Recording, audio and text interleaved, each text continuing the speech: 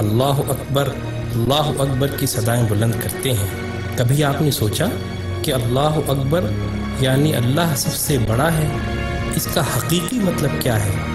آئیں آج ہم آپ کو اس کا حقیقی مطلب سمجھاتے ہیں۔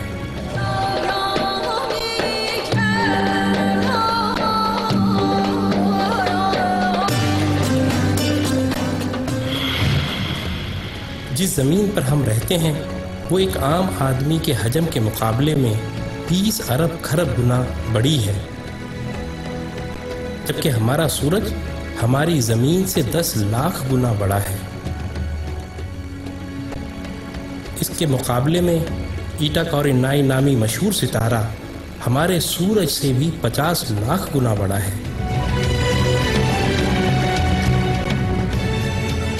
اس کے بعد بیٹل جوس نامی ستارے کا نمبر آتا ہے جو ہمارے سورج سے 30 کروڑ گنا بڑا ہے۔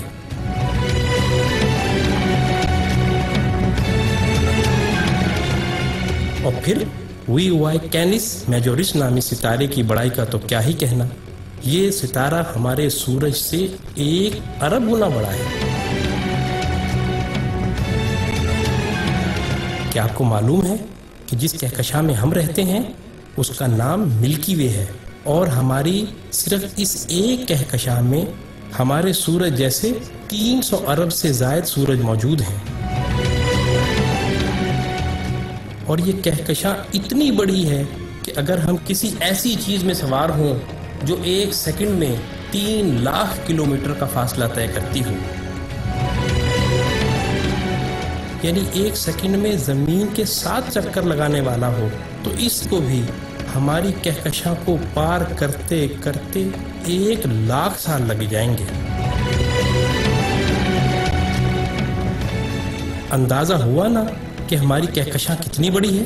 لیکن نہیں، آئیں ہم آپ کو اپنی پڑوسی کہکشاں میں لیے چلتے ہیں جس کا نام اینڈرومیڈا ہے۔ وہ ہماری کہکشاں سے 2 گنی ہے، یعنی 2 لاکھ نوری سال وسیع و عریض ہے۔ لیکن یہ بھی چھوٹی ہے۔ M81 نامی کہکشاں ہماری کہکشاں سے 60 گنا بڑی ہے، جبکہ IC 1011 نامی کہکشاں ہماری کہکشاں سے 600 گنا بڑی ہے۔ اب سمجھ آ رہا ہے نا اللہ اکبر کا کیا مطلب ہے؟ اللہ اکبر، اللہ اکبر۔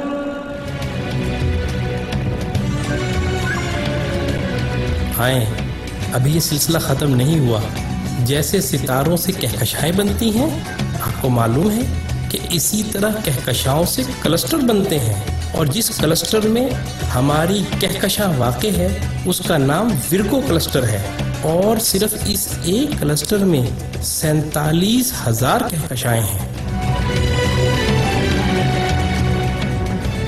اور معاملہ ابھی یہیں ختم نہیں ہوا، کلسٹرز بھی آپس میں مل کر سپر کلسٹر بناتے ہیں، اور جس سپر کلسٹر میں ہم رہتے ہیں اس کا نام لوکل سپر کلسٹر ہے، اور اس سپر کلسٹر میں 100 کے قریب کلسٹر ہیں،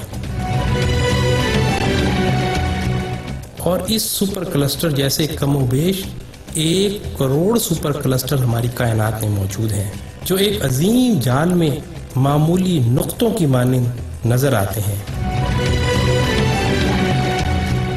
اور ان سب کو صرف ایک ذات یعنی اللہ تعالیٰ نے بنایا ہے۔